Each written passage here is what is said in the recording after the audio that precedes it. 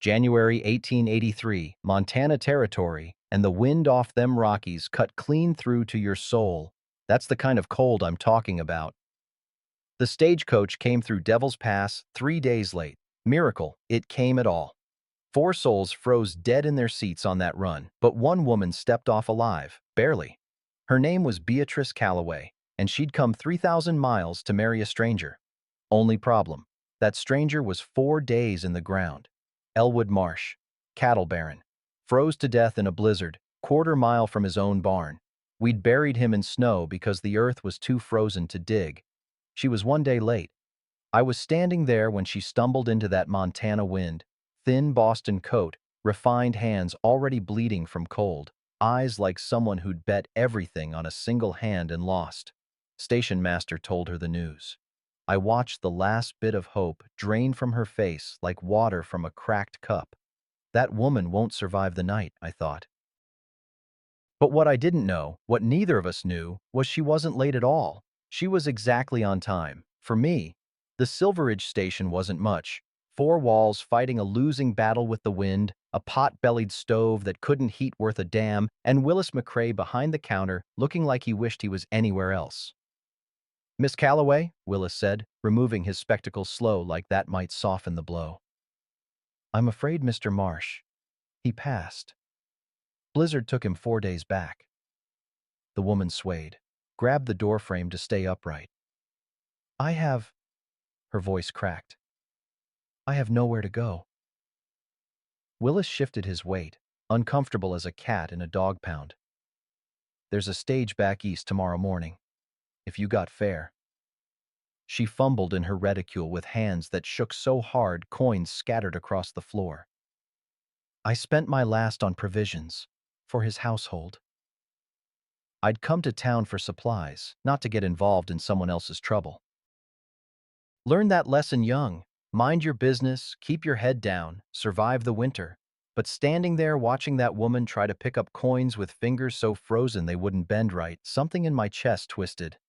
Clyde Brennan, my ranch hand, older than dirt and twice as stubborn, leaned close.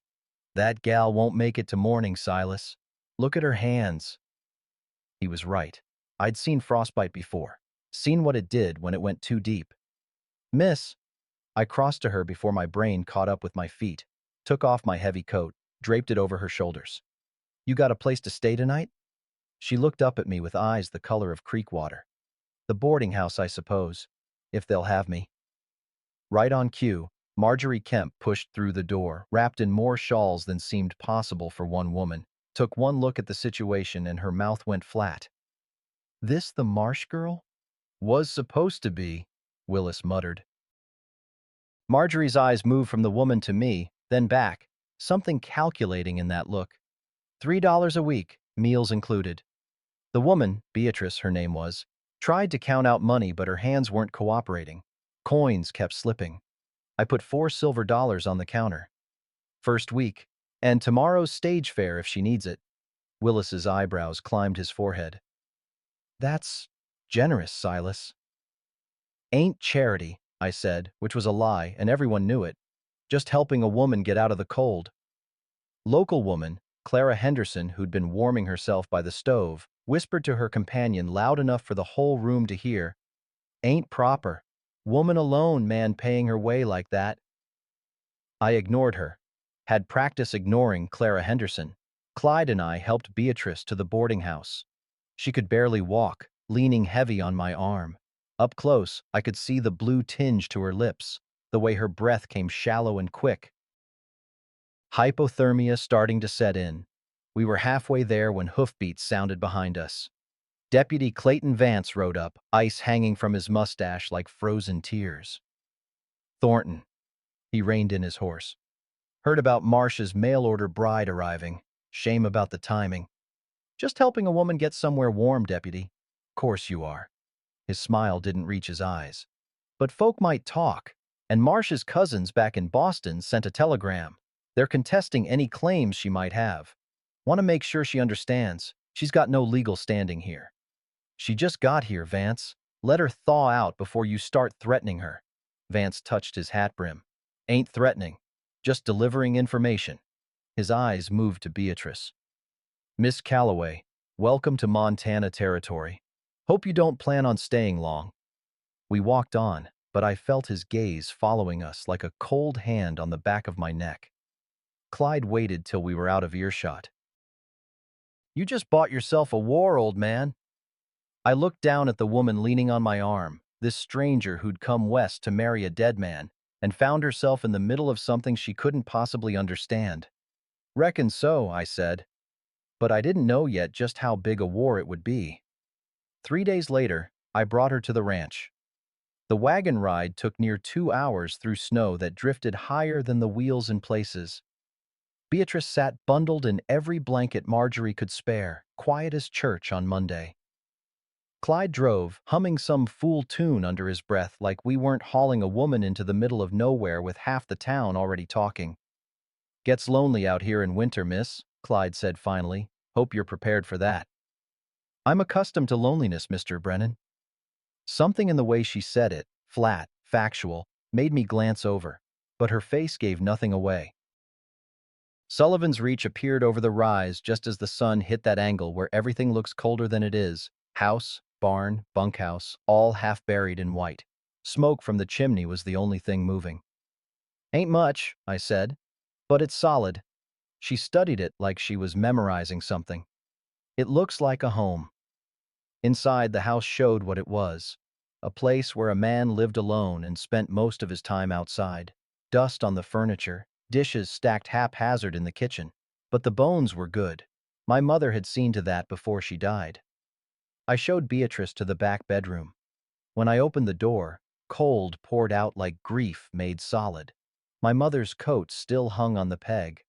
Her hairbrush sat on the dresser where she'd left it a year ago. I hadn't been in this room since we buried her. Couldn't bear it. This was... I had to clear my throat. This was my mother's room. Fire shares the chimney with the main room, so it stays warmest. "You'll be comfortable here." Beatrice's hand went to her throat. "Mr. Thornton, I can't take your mother's room. It's too... she'd want it used." The words came out harder than I meant. Practical woman. Hated waste. I left before she could see my face. That first week, she moved through the house like she was afraid to leave footprints. Quiet, careful. But things started changing. The kitchen got organized.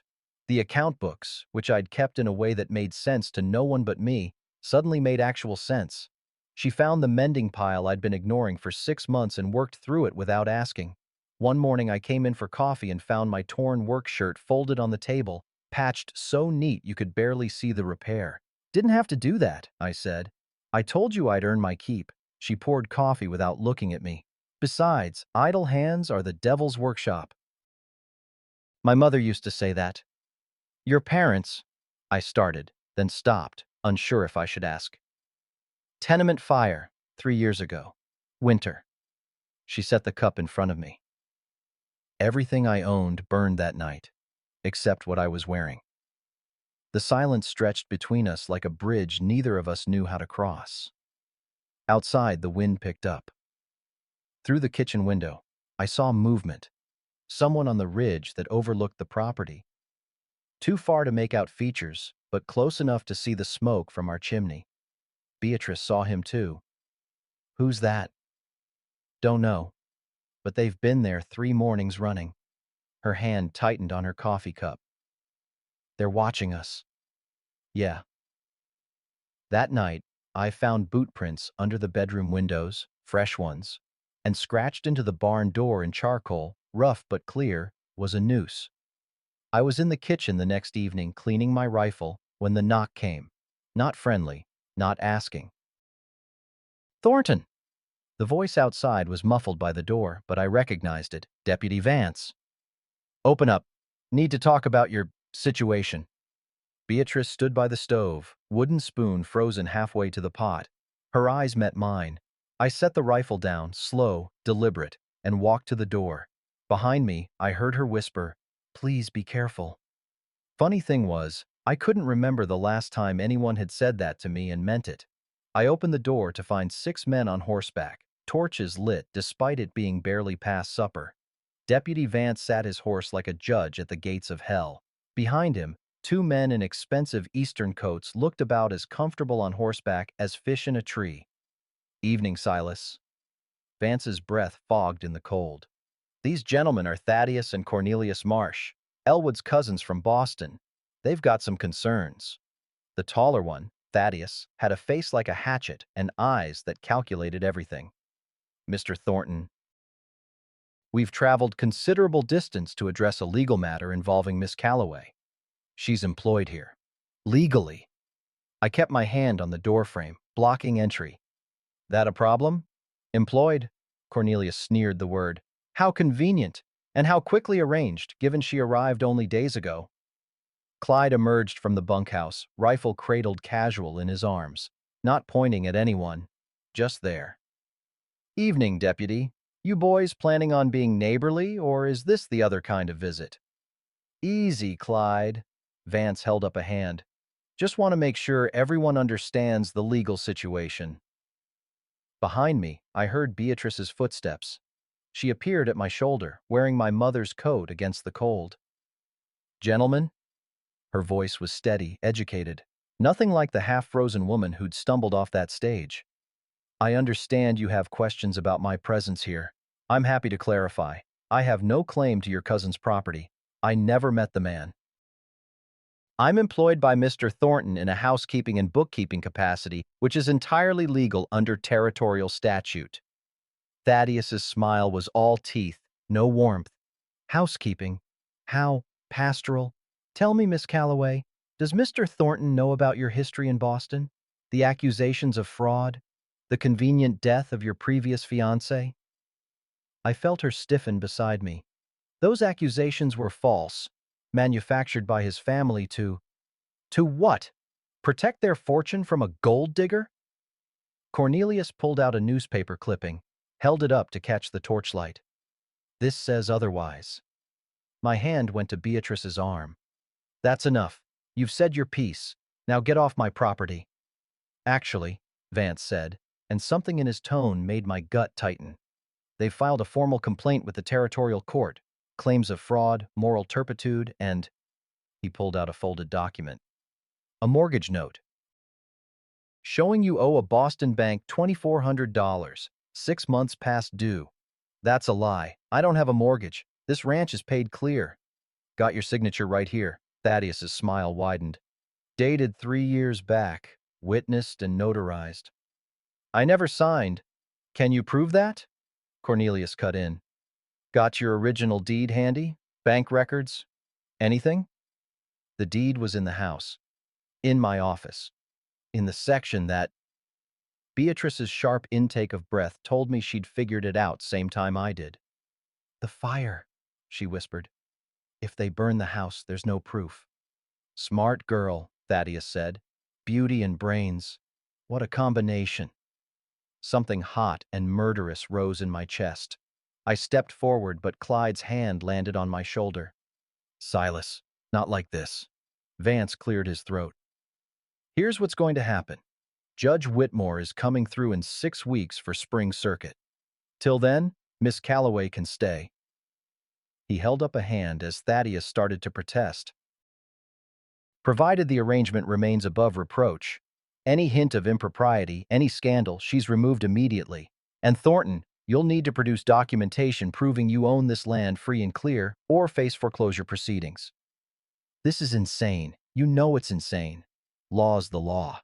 Vance's face was stone. "And these men have legal standing. Be grateful I'm giving you till spring." A sound from behind made us all turn. A boy stood in the barn doorway, maybe 8 years old, thin as a rail, clutching a horse blanket around his shoulders. Oswin Harper, the orphan who slept wherever he could find shelter and worked odd jobs for scraps. Beatrice moved before I could stop her, walked straight past the mounted men to the boy, knelt in the snow beside him. "Come inside," she said softly. "It's too cold out here." "Jesus Christ," Cornelius muttered. "She's collecting strays now." That did it. I stepped off the porch, walked right up to his horse. The animal shifted nervous, but I kept my eyes on the rider. "You listen to me, and you listen good. That woman came west in good faith. She's broken no law. She's working honest. And she ain't property to be claimed or disputed or insulted by men too soft to build anything themselves. My voice dropped low enough that only the closest could hear. Not while I'm breathing. Silence. Even the horses went still. Marjorie Kemp's voice cut through from the road. He's right, and you know it. I turned. She'd ridden up with two other women from town, all mounted, all watching. Beatrice Calloway is of good moral character, Marjorie continued. I'll testify to that. So will half the women in this territory. So unless you got actual evidence of wrongdoing, not gossip, not implications, actual evidence, I suggest you take your Boston manners and your forged documents and ride back to whatever hole you crawled out of. Thaddeus's face went red. This isn't over. No, Vance agreed. It's not. Judge arrives March 1st. Be prepared to defend your claims, Thornton. Both of you. His eyes moved between Beatrice and me. Because these men aren't going away. They wheeled their horses and rode off, torchlight fading into the dark. Inside, Beatrice sat Oswin by the fire and wrapped him in blankets. The boy's eyes were huge in his thin face, watching everything but saying nothing. Never said anything, far as I knew. Hadn't spoken since his parents died. He can sleep in the spare room tonight, Beatrice said, not asking, telling. I looked at her, this woman I barely knew, giving orders in my house about children who weren't hers, and realized I didn't mind one bit. Reckon that's fine. Through the window, I could see torchlight still visible on the ridge. They were camped up there, watching. Clyde came in, stamping snow off his boots. Found fresh tracks behind the barn. 4, maybe 5 men. They've been circling the property. How long till they make a move? Sunrise, if I had to guess. That's when they nailed the papers. He nodded toward the door. I opened it. Sure enough, nailed to the wood. A legal summons. Emergency tribunal. 3 days from now. Below it, in Thaddeus's handwriting, be prepared to lose everything. The next 2 days crawled by like wounded animals. Every morning I woke to fresh boot prints in the snow. Every evening, smoke signals rose from the ridge, someone up there letting the town know we were still here, still defiant. The mercantile refused to fill our supply order.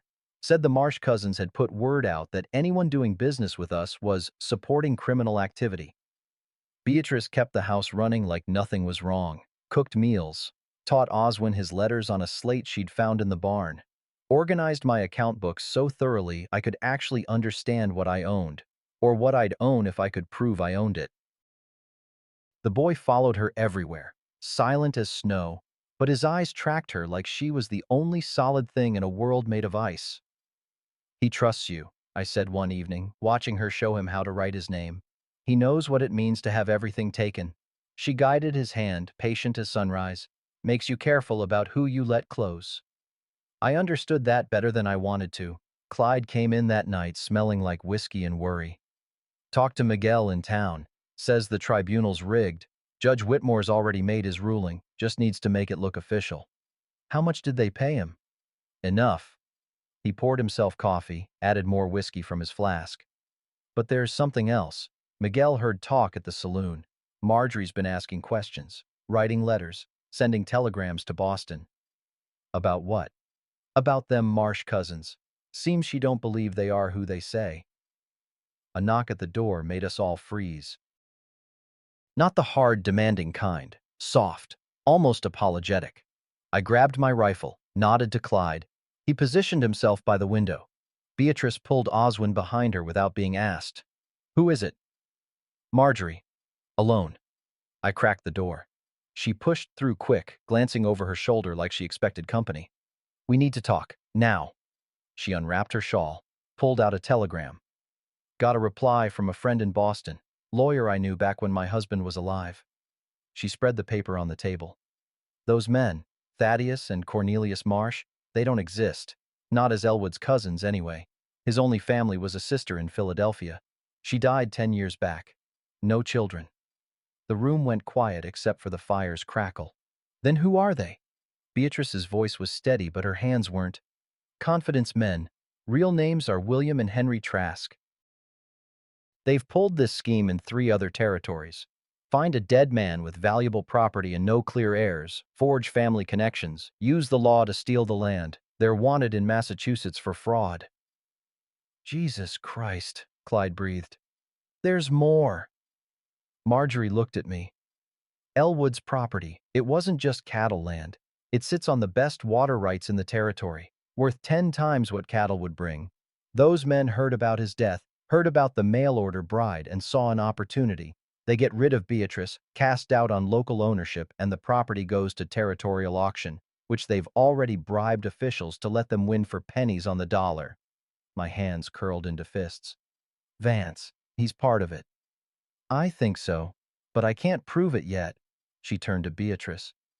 That article about you in Boston, the one calling you a gold digger, did you ever see the actual newspaper? No, they just showed me clippings. Said it was in all the papers. Because it probably wasn't. They forged it, same as they're forging everything else. Your late fiancé's sister, Elizabeth, you said her name was?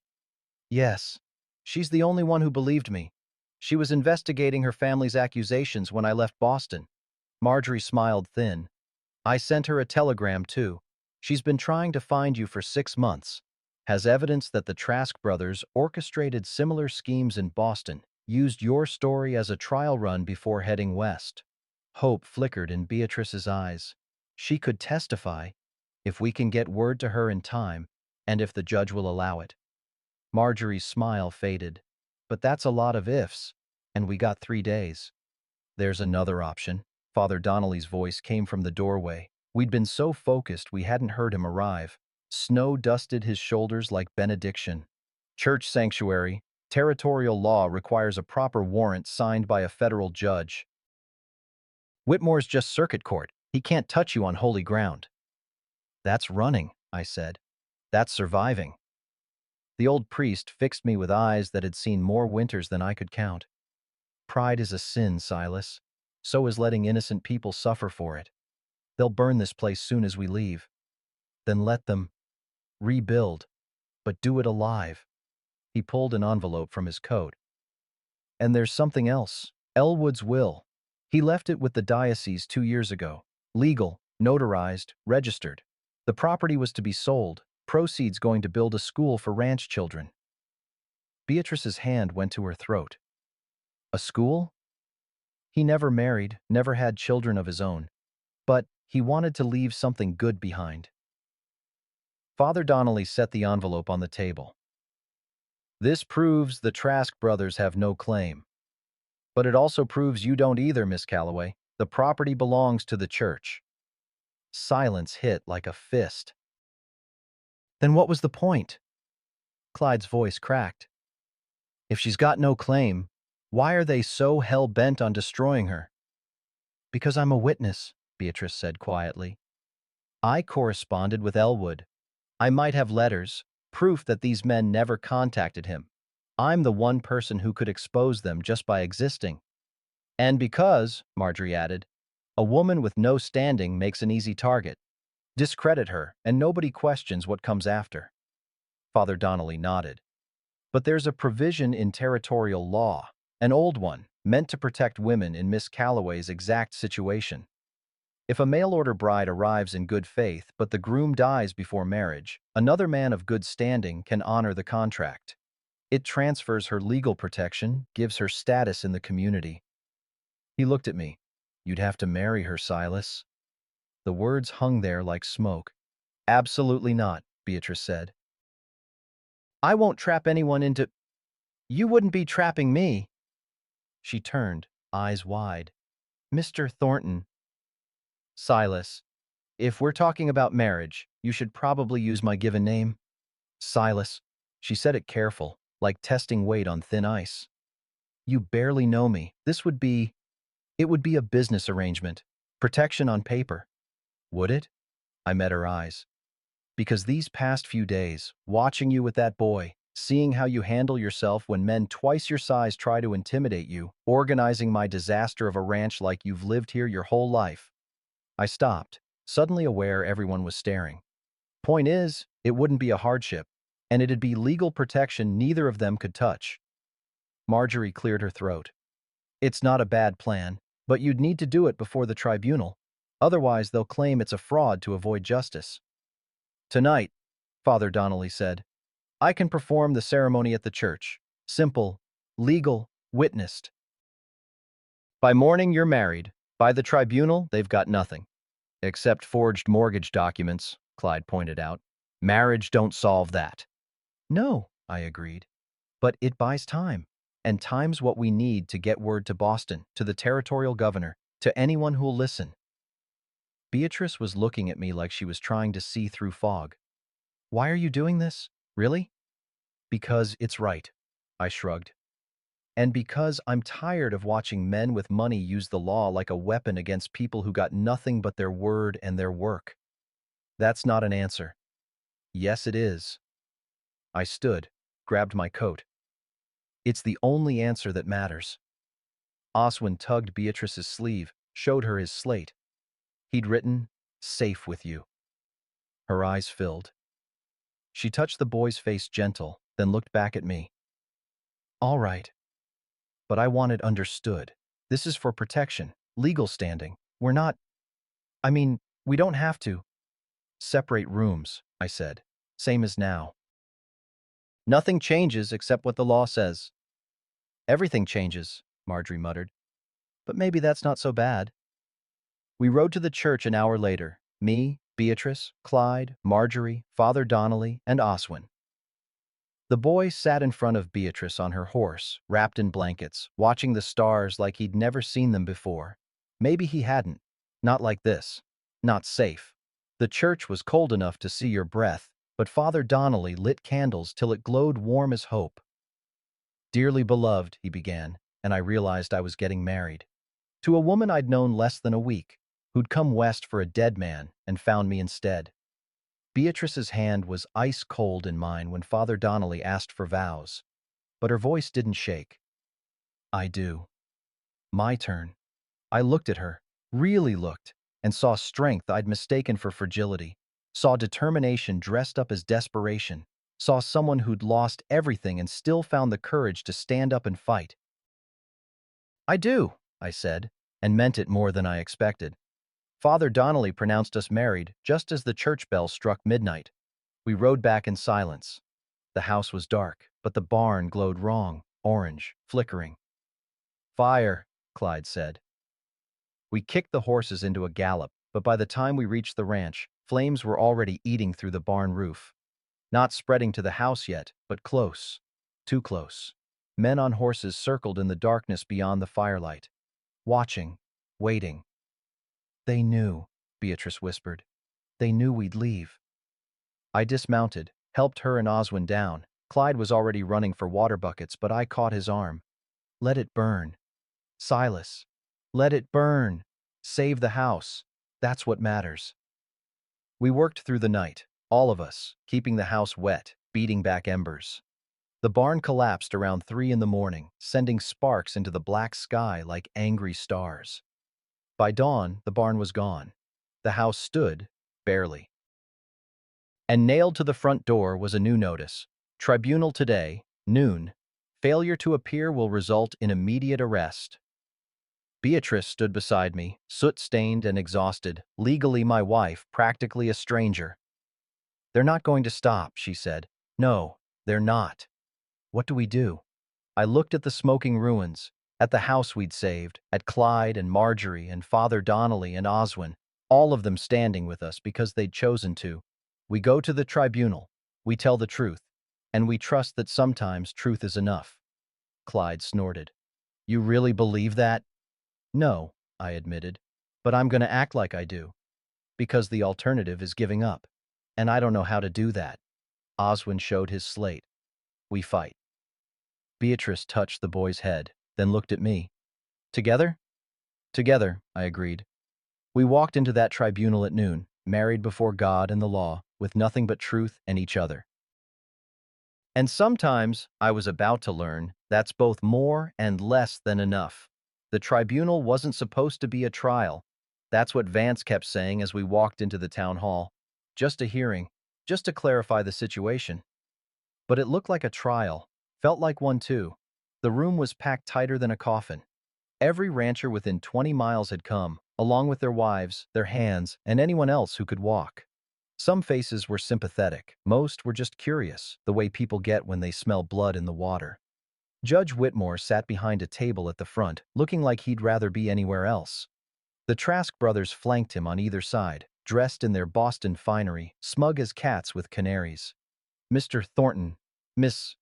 Whitmore caught himself, consulted his papers. Mrs. Thornton, please approach.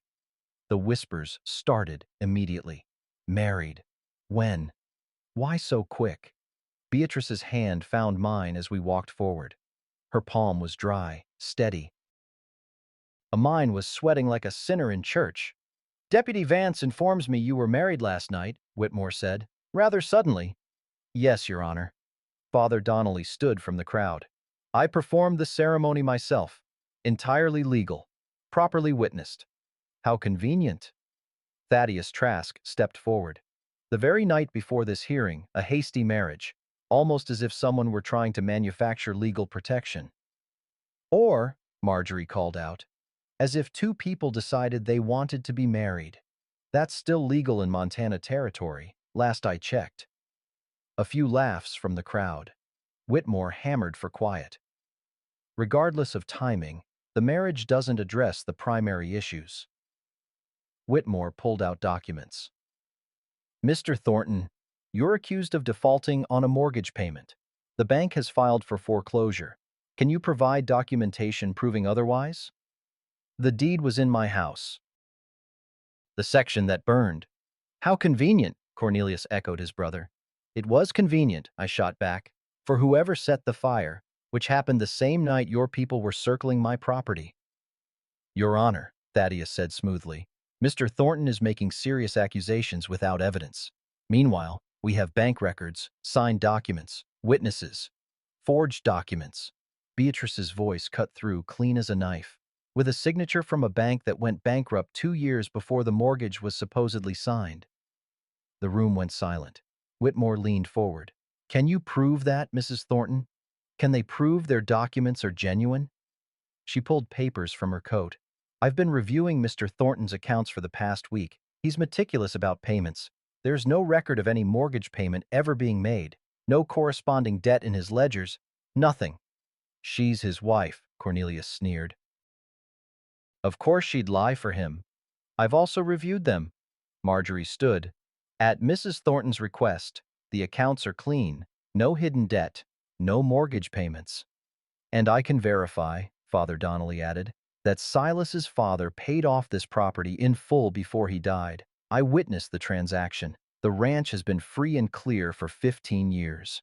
Murmurs rippled through the crowd. Whitmore looked uncomfortable, glancing at the Trask brothers like he wanted instructions. Your Honor, Thaddeus said, voice tight, we have documentation. From a defunct bank, Beatrice interrupted, which I can prove if you'll allow me to present correspondence from Boston. Objection, hearsay. It's a letter from the Massachusetts Banking Commission, Beatrice snapped, and I heard the educated Boston woman she'd been before desperation brought her west. Hardly hearsay, unless you're claiming the state of Massachusetts is lying. The crowd stirred. This wasn't going the way anyone expected. Whitmore rubbed his face. This hearing is getting out of hand. I'm going to need time to review, Your Honor. A new voice from the back of the room. We all turned. An older man in a gray suit walked down the aisle, carrying a leather case. His badge caught the light. Territorial Marshal. Marshal Hayes, Whitmore said, going pale. I wasn't expecting... No, I imagine you weren't. Hayes reached the front, opened his case. I've been investigating a series of land frauds across 3 territories. Seems we have some interested parties right here in this room. The Trask brothers exchanged a glance. Cornelius edged toward the door. Stay where you are, Hayes said mildly. 2 deputies I hadn't noticed moved to block the exits. Marshal, I don't know what you think, Thaddeus started. I think, Hayes interrupted, that you and your brother are wanted for fraud in Massachusetts. I think you've been using forged documents to steal property from dead men, and I think Deputy Vance has been helping you do it. Vance stood so fast his chair fell over. That's a lie, Is it? Hayes pulled out a ledger. This shows payments from a Boston account to your name. 3 deposits, $800 total. Want to explain that? The room exploded in noise. Whitmore hammered uselessly for order. I looked at Beatrice. Her face was white, but her jaw was set, determined. Whatever happened next, we'd face it together. Hayes held up a hand. Judge Whitmore, I'm taking jurisdiction of this case under territorial authority. These men are under arrest for fraud, forgery, and conspiracy. Deputy Vance, you're relieved of duty pending investigation. You can't. Vance reached for his gun. 3 deputies had rifles on him before he cleared leather. He froze. Don't make it worse, Hayes said quietly. Thaddeus drew himself up. We have rights. We demand legal counsel. You can't just... I can, and I am. Hayes nodded to his men. Take them. As the Trask brothers were led out in chains, Cornelius turned back to spit one last piece of venom. Enjoy your victory, Thornton. Your barn's still ash. Your reputation's still ruined. You've got nothing. I thought about the house we'd saved, about Beatrice standing beside me, about Oswin watching from Marjorie's arms, safe and warm. I've got everything that matters, I said. After they were gone, the crowd erupted in questions. Hayes held up a hand. The territorial governor has been monitoring this situation thanks to telegrams from several concerned citizens. He nodded toward Marjorie and Father Donnelly. An investigation revealed a pattern of fraud. Mr. Thornton's property rights are confirmed. All charges are dismissed. Relief hit like a wave. Beatrice's hand tightened in mine, but Hayes wasn't finished. However, there's still the matter of the burned barn, and the harassment, and the fact that your property was targeted because of Mrs. Thornton's presence. He looked at us both. I'll need statements, and I'd recommend staying alert. The Trask brothers had money. Money buys loyalty, even from jail. Understood, I said. We walked out of that town hall into afternoon sunlight. Felt like the first warm day of spring, even though it was still January. Clyde was grinning like a fool. Didn't think we'd walk out of there free men. We're not free yet, I said. Still got to rebuild. Still got to prove we can make it through winter. Beatrice looked up at me. We will. How do you know? Because I've been cold before, and now I'm not. She smiled, small but real. That's worth fighting for. We headed back to the ranch in the wagon, all of us, with Oswin asleep against Beatrice's shoulder. The burned barn was still smoking when we arrived, but the house stood solid. Inside, Beatrice went straight to the kitchen. Started making coffee like nothing had changed. But everything had changed. I found her an hour later standing at the window, staring at where the barn used to be. We'll rebuild, I said. Come spring. I know. Her voice was soft. I'm just thinking about all the things that burn, all the things that don't. What doesn't? She turned, and her eyes were bright. This, whatever this is, it doesn't burn. I didn't have words for what I felt, so I just nodded. Outside, the first real snow of evening started to fall, and somewhere in the dark, a rider watched our house. We weren't done yet. We had 3 days of peace, 3 days where it felt like maybe, just maybe, we'd won. Then they came for me at dawn. I was in the barn, what was left of it anyway, sorting through salvage, when I heard the horses. 6 riders. Federal Marshal's badge on the lead man, but his face was hard as winter stone. Silas Thornton? That's me. You're under arrest. Charges of harboring a fugitive and conspiracy to defraud the territorial court. The words didn't make sense. Marshal Hayes cleared us 2 days ago. Marshal Hayes doesn't have jurisdiction over federal warrants. He held up papers with official seals. These came through this morning. You're coming with me. Clyde appeared from the house, rifle ready. The hell he is. 4 deputies drew on him. He lowered the rifle slow, face twisted with fury. They put me in irons, actual iron shackles, cold enough to burn skin. Marched me through town like a criminal at noon when everyone could see. People lined the street. Some I'd known my whole life. Most wouldn't meet my eyes. Clara Henderson spat at my feet. Knew you were trouble, Thornton. Acting all high and mighty. A boy, couldn't have been more than 10, threw a rock. Caught my shoulder. His father didn't stop him. Marjorie tried to push through the crowd. Deputy blocked her. Silas, we'll get a lawyer. We'll take care of them, I called back. Beatrice and the boy, promise me. I promise. Then I was shoved into the territorial jail, a stone box that smelled like piss and fear and men who'd given up hoping. The cell was maybe 6 feet by 6 feet. Straw on the floor, already damp with God knows what. A bucket in the corner. No window, just a single candle that guttered and smoked. I sat on the wooden bench that passed for a bed and tried to think. This was different from the tribunal, felt permanent in a way that scared me more than I wanted to admit. Footsteps echoed in the corridor. Thaddeus Trask appeared outside the bars, immaculate despite being in jail himself.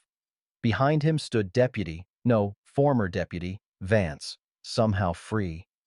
How? I managed. Money. Thaddeus smiled. Specifically, money to a federal judge who's sympathetic to concerns about territorial overreach. Marshal Hayes may have arrested us, but federal authority supersedes territorial. We posted bail this morning. You, however, don't have that luxury. On what charges? Harboring Miss Calloway while she was under investigation. Conspiracy to defraud the court through fraudulent marriage. Destruction of evidence, namely the deed you claim was in your burned house. He ticked them off on his fingers. And my personal favorite, cattle theft. Apparently, some of Elwood's stock wandered onto your property without proper documentation of ownership, which you don't have. That's theft. This is insane. This is legal. His smile widened. And it's going to cost you everything. Your property goes to auction tomorrow. Federal auction, properly overseen, and we've already arranged to be the only bidders. People will know. They'll fight it. Will they? Vance leaned against the bars. They watched you get arrested in broad daylight. Nobody lifted a finger. That's how it works, Thornton. People love to watch someone fall. Makes them feel better about their own failures. They left me in darkness. Hours passed. The candle burned down to nothing. Cold seeped through stone like it was personal.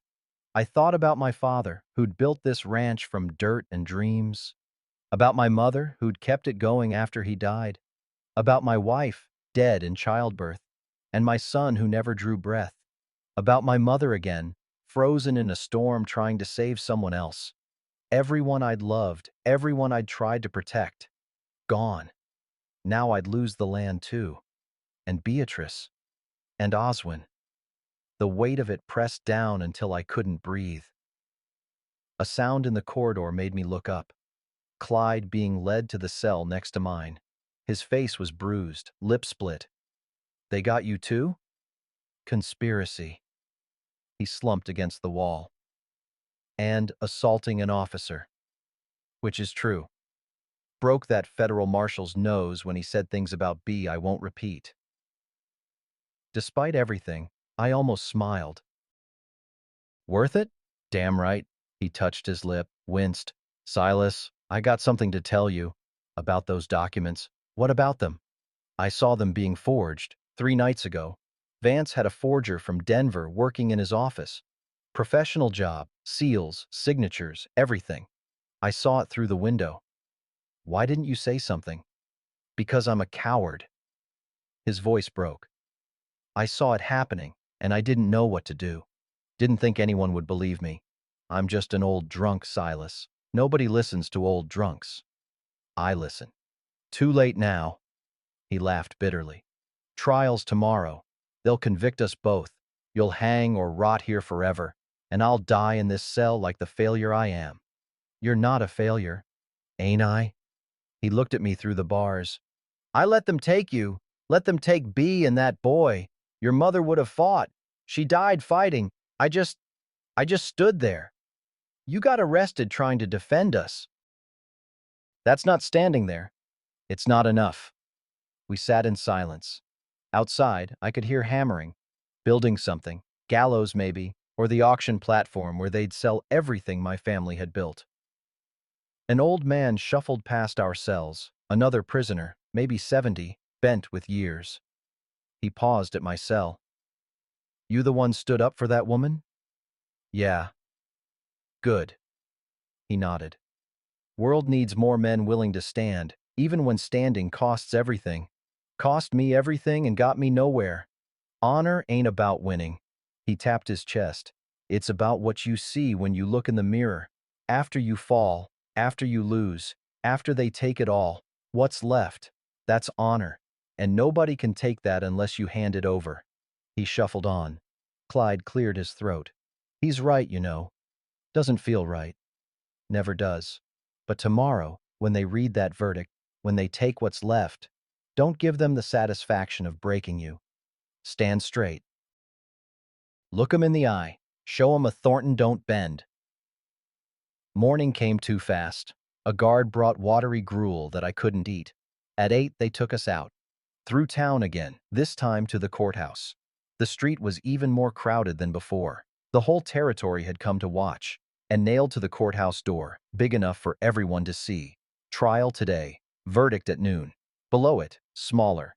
Property auction immediately following. Beatrice stood at the front of the crowd, Oswin beside her. Her face was pale, but her back was straight. Our eyes met. She mouthed something. "I love you." My heart cracked and healed in the same moment. Whatever happened next, at least I'd had that. The courtroom was packed tighter than the tribunal had been. But this time, there was no friendly faces in the crowd. Just curious eyes and hungry mouths, waiting to see how far a man could fall. Judge Whitmore presided again, but he looked different, hollowed out. Like something inside him had died, and he was just going through the motions of living. Thaddeus Trask sat at the prosecutor's table, immaculate and smug. Next to him, a new face. A federal prosecutor named Ashford, all sharp edges and sharper eyes. "Mr. Thornton," Whitmore began, voice dull, "you stand accused of multiple federal crimes. How do you plead?" "Not guilty. And you know it, Whitmore. You know exactly what this is." "What I know is irrelevant. Evidence will speak." "Evidence," I laughed, bitter. "Is that what we're calling forged documents now?" Ashford stood. "Your Honor, the defendant is being obstinate. May I proceed?" "Go ahead." The trial was a massacre. They presented the forged mortgage. Ashford claimed it was authenticated by 3 separate banks. Presented witnesses who swore they'd seen me sign it. Presented documents showing I'd missed 6 payments. I tried to speak, was silenced. They presented evidence of cattle theft, stock that wandered onto my property after Elwood died, claimed as mine. Never mind that open range meant cattle wandered everywhere. Never mind that I'd tried to return them and been refused. I tried to explain, was told to sit down. They presented evidence of conspiracy, the marriage to Beatrice, performed in secret, clearly designed to defraud the court. Father Donnelly tried to testify that it was legal and proper. Ashford tore him apart on the stand, made him look like a doddering old fool who'd been manipulated. Marjorie tried to testify about her investigation. Wasn't allowed. Hearsay, Ashford claimed. Clyde tried to testify about the forger he'd seen. Ashford presented evidence that Clyde was a known drunk, unstable, prone to violent outbursts. The broken nose on the federal marshal was mentioned. Clyde's testimony was dismissed. Every defense we had, they had an answer for.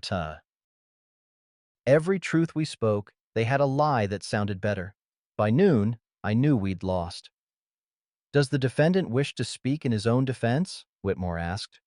I stood. The room went quiet. "I'm a simple man. Built a ranch from what my father left me. Worked hard, paid my debts, tried to do right by people." My voice was steady, even though my hands shook. Then a woman showed up needing help, and I helped her. That's all. That's the whole crime. I helped someone. "You married her to defraud," Ashford started. "I married her because I wanted to." The words came out louder than I meant. "Because in a week of knowing her, she showed more strength and grace and courage than I'd seen in years.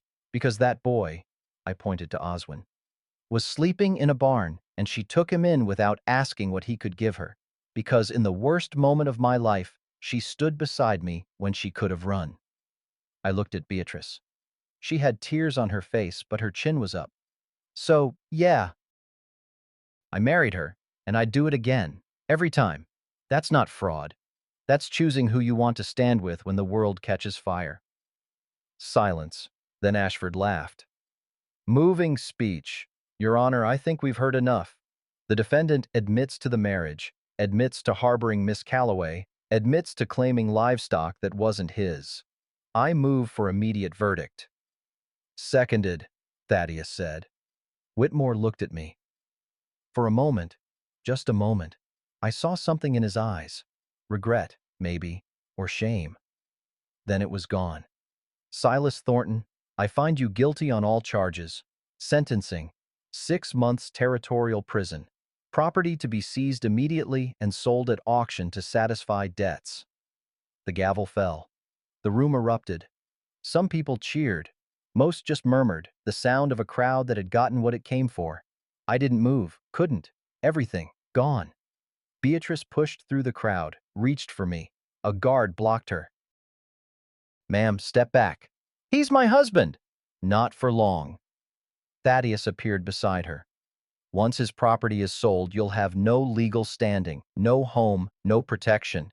I'd suggest finding a stage east before someone decides to file charges against you, too. She slapped him, hard enough to turn his head. The crowd gasped. Thaddeus smiled, dabbing blood from his lip. Assault, in front of witnesses. See how easy it is to become a criminal?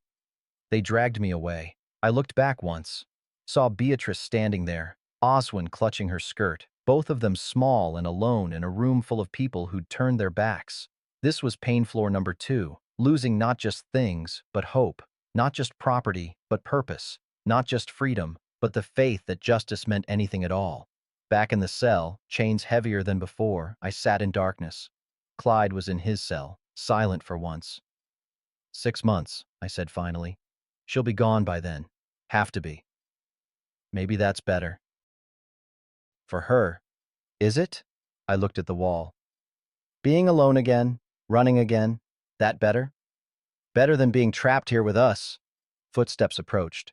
A guard I didn't recognize. He slid something under my cell door, a piece of paper. I picked it up. Beatrice's handwriting. I'm not leaving. I'll be here when you get out. We'll rebuild. Together. I promise. Below it, in a child's careful letters. We wait for you. Oswin. Something in my chest cracked open. Maybe honor ain't about winning, I said, remembering the old man's words. Maybe it's about what's left after they take everything. And what's left is them. Is her. That enough? Clyde asked. Has to be. Outside, hammering continued. The auction platform being finished. By sunset, everything I'd ever worked for would belong to someone else. But Beatrice would still be there. Oswin would still be there. And somehow, that had to be enough. 3 hours in that cell felt like 3 years. I sat in darkness, listening to the auction outside. Heard the auctioneer's voice calling numbers. Heard the crowd's murmurs. Heard the final gavel fall that meant my land, my father's land, my mother's land, now belonged to someone else. Thaddeus Trask, most likely, or whoever he was fronting for. Clyde hadn't spoken since the verdict. Just sat against the wall, head down. You know what gets me? I said finally. It's not losing. It's losing to men who don't even want the land for itself. They just want the money it'll bring. Don't care about water rights or cattle or building something that lasts. Just money. That's all anything is to men like that. Footsteps in the corridor, multiple sets. I expected guards, maybe Thaddeus coming to gloat one more time. Instead, Father Donnelly appeared, behind him, Marjorie, and behind her, Marshal Hayes. We need to talk, Hayes said. Fast. A guard unlocked my cell. I stepped out, suspicious. What's happening? Hayes spread documents on a table. After the trial, I sent telegrams to every banking institution in Boston, asked about this mortgage. He tapped the forged document. Got replies an hour ago. The bank listed on this mortgage went bankrupt in 1880, 2 years before this was supposedly signed. I told them that, Beatrice said, pushing past the guard. Her face was flushed, eyes bright with something between fury and hope. At the tribunal, they didn't care. They cared. Hayes's face was grim. They just thought they'd covered it. But here's what they didn't know. I found the forger. Man named Sullivan from Denver. He's been doing work for the Trask brothers for 3 years. And he kept copies. He pulled out another document. This is the original template they used for your mortgage. See this seal? It's slightly different from the real bank seal. Sullivan made it himself. Thought it looked close enough? Close enough for Judge Whitmore, Marjorie said bitterly. Whitmore's a coward, not a criminal. Hayes looked at me. They threatened his daughter. She's at school in Denver. Said if he didn't rule their way, she'd have an accident. He's been terrified for weeks. Something cold settled in my gut. Where is he now? In his chambers, writing a letter to his daughter, telling her he's sorry. Hayes's jaw tightened. And writing something else. A full confession of what they made him do. Names, dates, amounts paid, everything. The church bell started ringing. Not the hour. Frantic, urgent. Father Donnelly smiled. That's our signal. Signal for what? For everyone to come, right now, to witness what happens next. They let us out, me, Clyde, Beatrice, all of us, into the street. The auction crowd was still there, confused by the bells. Hayes climbed onto the auction platform, raised his hands for silence. There's been a development. Judge Whitmore has new evidence that changes everything. Your Honor? Whitmore stepped forward. He looked like he'd aged 10 years in 3 hours, but his voice was steady. I was approached 6 weeks ago by men I believe to be Elwood Marsh's relatives. They offered me money to rule against Silas Thornton in any legal matter.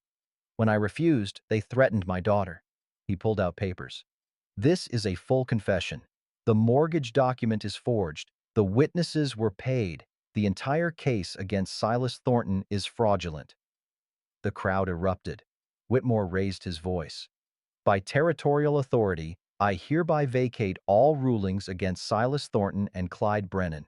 All charges dismissed. All seizures reversed. The property auction is null and void.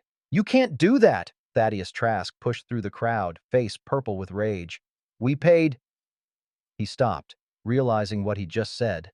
Hayes smiled. You paid? Thank you for that confession, Mr. Trask. Makes my job easier. We have federal protection. A federal prosecutor. Who left town an hour ago? Hayes pulled out a telegram. Seems the territorial governor contacted the federal judge who granted your bail. Judge was very interested to learn about your previous fraud convictions in Massachusetts. Bail revoked. You're under arrest, again. The Trask brothers tried to run. Didn't get far. Hayes's deputies were everywhere. As they were dragged away in chains, real chains, not the fake authority they'd wielded like weapons, Cornelius Trask screamed at me. This isn't over. We have friends. We have money. You have nothing, I said quietly. Same as me yesterday. Difference is, I had people who stood by me. Who do you have? Silence. They were thrown into the same cells we'd just left. The guard locked the door with a satisfaction that made me think he'd known the truth all along. Beatrice was beside me suddenly, Oswin in her arms. The boy buried his face in her shoulder, overwhelmed. Is it really over? She asked. The legal part, maybe. I touched her face, hardly believing we were both standing here, free. But we still lost the barn, still got half the territory thinking we're criminals, still got winter to get through with no savings and damaged reputation. But we have each other. Yeah. I pulled her close, Oswin between us. We have that. Marjorie pushed through the crowd, crying. Silas Thornton, you scared 10 years off my life. Sorry, Marjorie. Don't be sorry. Be grateful, because half this town is about to feel very ashamed of themselves. She raised her voice. All of you who stood by and watched, who threw rocks and spat and turned your backs, you remember this. Remember how close you came to letting innocent people hang because you were too cowardly to ask questions. The crowd shifted, uncomfortable. Some left. Others stayed, looking at the ground. Young rancher, the one from before, stepped forward. Mrs. Miller's right. We should have stood with you from the start. We didn't, can't change that, but we can help now, if you'll let us. Help how? Barn raising, next week, whole community. Build you something better than what burned. Others nodded, murmuring agreement. Why? I asked. Yesterday you watched me get arrested. Today, you want to help. What changed? Nothing changed. We were cowards yesterday, trying not to be today. He met my eyes. That's all any of us can do. Try to be better tomorrow than we were yesterday. I looked at Beatrice. She nodded. All right, I said. Next week. But the school too. The one Elwood wanted. That gets built first. Deal. We walked home as the sun set. All of us. Me, Beatrice, Oswin, Clyde, Marjorie, Father Donnelly. A family cobbled together from broken pieces. The ranch looked different somehow. Same burned barn. Same damaged property. But it felt like home in a way it hadn't before. We should celebrate, Marjorie said. Proper celebration. Food, music, all of it. Tomorrow, I said. Tonight I just want to sit quiet and remember what peace feels like. They left us alone. The three of us, me, my wife, and the boy who'd chosen us as family. Inside, Beatrice made coffee. Oswin drew pictures on his slate. I sat by the fire and felt something in my chest unclench for the first time in weeks. Silas? Beatrice's voice was soft. Yeah? When you said you'd marry me again, every time, did you mean it? Every word. She sat beside me. Good, because I'm not going anywhere. This, us, it's real. Not just legal protection, not just convenience, real. I know. Oswin climbed onto my lap, showed me his slate. He'd drawn 3 figures holding hands. Above them, he'd written, family. That's right, son, I said. That's what we are. Outside, the first stars appeared. Winter wasn't over. We'd lost most of our savings fighting this battle. The barn was still gone. Half the town still didn't trust us. But we'd won the thing that mattered. We'd won each other. The barn raising happened on a Saturday, 2 weeks after the trial. Seemed like the whole territory showed up. Wagons full of lumber, men with hammers and saws, women with food enough to feed an army. Even children running underfoot and getting in the way but making everything feel alive. Young rancher, his name was Tom Hastings, took charge of the construction. Turned out he'd built 3 barns before, knew what he was doing. By noon, the frame was up. By evening, walls were going on. By Sunday sunset, we had a barn again. Not the same barn. This one was bigger, sturdier, built by hands that had something to prove.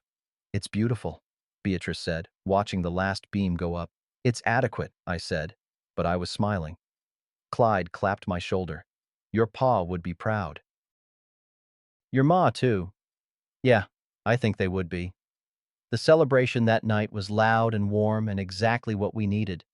Marjorie had organized food, roasted meat, fresh bread, pies that smelled like heaven. Someone brought a fiddle. Music filled the air. Oswin ran with other children, laughing, actually laughing, for the first time since his parents died. The sound made my throat tight. He's healing, Beatrice said, watching him. Finally. We all are. She squeezed my hand. As the sun set, I noticed a rider approaching, tensed automatically, hand moving toward my belt. But it was just Deputy Vance, former deputy. He dismounted slowly, like a man approaching a hanging. The music stopped. Everyone watched. Silas, he said. Mrs. Thornton, I owe you an apology. Bit late for that. I know. He pulled an envelope from his coat. This came for me yesterday, from my daughter. She's been in Denver for 2 years. Ran away because I tried to force her into a marriage she didn't want, with a man who had money and land and everything except kindness. He opened the letter with shaking hands. She wrote to tell me she's alive, that she's teaching school, that she's happy, and that she'd forgive me if I could learn to put people before law. His voice broke. I watched them threaten you, arrest you, nearly destroy you, and I helped because I thought the law mattered more than people. I was wrong. Yeah, I said. You were. Is there, is there any way I can make this right? I looked at Beatrice. She nodded slightly. You want to make it right. Write your daughter back. Tell her you're sorry. Tell her you're trying to be better. Then prove it by actually being better. He nodded, eyes wet. Thank you. As he rode away, Marjorie muttered, Some people learn too late. Some don't learn at all, I said. At least he's trying. The party went on into the night. When it finally ended and everyone went home, the four of us, me, Beatrice, Oswin, and Clyde, sat on the porch watching stars. You know what tomorrow is? Clyde asked. Sunday. Spring. First day of spring. Winter's over. I looked at Beatrice. At the boy sleeping between us. At the new barn and the house that had survived everything they threw at us. Yeah, I said. Reckon it is. But I was wrong. Winter wasn't quite done with us. Monday morning I was working in the new barn when I heard hoofbeats. Fast, urgent. Marshal Hayes rode up, face grim. Silas, we got a problem. My gut clenched. What now? Cornelius Trask. He escaped custody last night. Killed a guard doing it. He's armed and headed this direction. Why here? Because you're the reason he's ruined. In his mind, you took everything from him. Hayes dismounted. I got men searching, but he had a 12-hour head start. Could be anywhere. Beatrice appeared in the doorway, Oswin beside her. She'd heard. Get inside, I said. Both of you. Silas. Now. They went. I turned to Hayes. What do you need from me? Stay alert. Keep armed. Don't take chances. He remounted. I'll have deputies patrolling, but we're spread thin. Just be careful. He rode off. Clyde emerged from the bunkhouse, rifle in hand. Heard. I'll take the north side. Clyde, you don't have to. Boy, we've been through this. We stand together. That's what family means. The day passed in terrible tension. Every sound made me jump. Every shadow looked like a man with a gun. Evening came. Nothing. I was starting to think maybe Cornelius had gone a different direction. Maybe we were safe when glass shattered in the house. I ran, Clyde behind me, burst through the door to find Cornelius holding Beatrice, gun to her head. Oswin cowered in the corner, silent with terror. Drop it, Cornelius said. His eyes were wild, feral. Drop the rifle or I kill her right now. I lowered the rifle slowly. Whatever you want, just let her go. What I want? He laughed, high and broken. I want my life back, my reputation, my money. You took it all. You did that yourself, by lying, by stealing. I was smart. Spittle flew from his lips. Used the system, that's all. And you stupid frontier trash, you ruined it. Let her go, I said again. Your fight's with me. My fight's with all of you. He pulled the hammer back. Starting with her. The gun swung toward Beatrice's head. Two things happened at once. Oswin screamed, actually screamed, his voice breaking 2 years of silence, and threw himself at Cornelius's legs. And Clyde lunged from behind me. The gun fired. Clyde stumbled, hand to his chest. Blood spread. Cornelius aimed again, but I was moving, crashed into him, sent us both sprawling. The gun skittered across the floor. We fought. He was desperate, stronger than he looked. Caught me with a punch that made my ears ring, reached for the gun. Beatrice kicked it away. I got on top of him, pinned him, wanted to hit him, wanted to beat him until the rage burning in my chest went out. But I heard Oswin crying. Heard Beatrice's voice shaking. Silas, don't, please. And I heard Clyde gasping. Justice. Don't need blood. I looked down at Cornelius. Saw a broken man who'd chosen money over humanity and lost both. You're not worth it, I said. Hayes burst in with deputies. They dragged Cornelius away, screaming threats until distance swallowed his voice. But I wasn't paying attention. I was kneeling beside Clyde. Old man, you stay with me. Trying. He coughed blood. Shoulder. Just shoulder. I'll live. Beatrice was beside us, ripping cloth for bandages.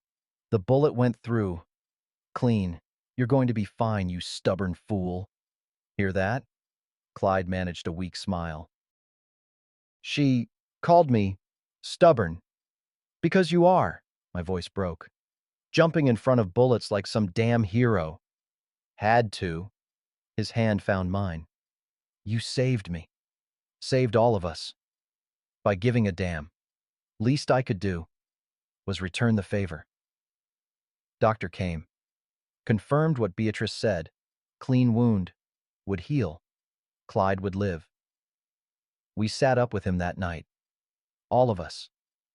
Beatrice making coffee. Oswin curled against my side, still shaking but speaking now. Is Clyde okay? Is he okay? Over and over. He's okay, son. We're all okay. And finally, it was true. Dawn came gentle. Through the window, I saw green on the trees. Actual green. Not just winter's false promises. Spring. Real spring. Beatrice put her hand in mine. It's over now. Really over. Yeah, I think it is. Oswin looked up at me with eyes that had seen too much but were learning to trust again. Are you my pa now? For real? For real. If you want me to be. I do. He hugged me tight. I want you and Mama both. Mama. He'd called her Mama. Beatrice started crying. Happy tears this time. And I realized something. We'd started as broken pieces. A widow rancher, a stranded mail-order bride, an orphaned boy, an old ranch hand running from his past. But somewhere in the fighting and losing and nearly dying, we'd become something else. We'd become whole. That was 40 years ago. Near about. Feels like yesterday. Feels like a lifetime. I'm sitting here now, old man, 78 years worn but not broken. And Bee's beside me, white-haired, hands gnarled with arthritis, but warm as summer. Every winter when the first snow falls, we sit right here on this porch. Same ritual 40 years running. She squeezes my hand, says what she always says, right on time. And I know she ain't talking about the weather. Oswin's got 3 kids of his own now, farms the north section. Teaches them the same things we taught him, that family's who you choose, that dignity can't be taken, only given away, that sometimes arriving late is arriving exactly when you're meant to. The school Elwood wanted. It's there, down the road. Bee taught in it for 35 years. Whole generation of ranch kids learned their letters from her. Some of them are grandparents now. People ask me sometimes what I learned from that winter, from losing everything and finding it again. I learned that justice ain't always loud, ain't always fast. Sometimes it whispers, sometimes it takes its sweet time. But if you got people willing to stand witness, willing to speak truth even when it costs them, justice comes. I learned that the coldest winter can't freeze a human heart, not if you don't let it. I learned that family ain't about blood, it's about who stands beside you when the wind howls and the wolves are at the door. Who looks you in the eye when the world calls you criminal and says, I know who you are. Most of all, I learned about timing. Bee came west to marry a man she never met. Arrived one day late, thought she'd lost everything. But she wasn't late. She was exactly on time. For me, for Oswin, for the life we built together from ash and hope and stubborn refusal to quit. Sometimes what looks like the wrong moment is exactly the right one. You just can't see it yet. The snow's falling heavier now. Bee leans against my shoulder. Inside, I can hear our grandkids arguing about something that won't matter tomorrow but matters everything to them today. You ever regret it? I ask her. Same question I ask every year. Not once. Same answer she gives. You? Not once. She smiles. Even when I arrived a day late? Especially then, because you arrived exactly on time for me. The church bell rings in the distance, soft, steady, like a heartbeat. If this story touched you, if you know what it means to arrive late and find you're right on time, if you've ever lost everything and discovered what really matters, if you've chosen your family instead of just accepting the one you were born to, I'd like to hear from you. Tell me where you're listening from. Tell me your story, because that's what keeps the cold out. sharing our stories, reminding each other we're not alone. Maybe you're in your own winter right now. Maybe you feel late, like you missed your chance.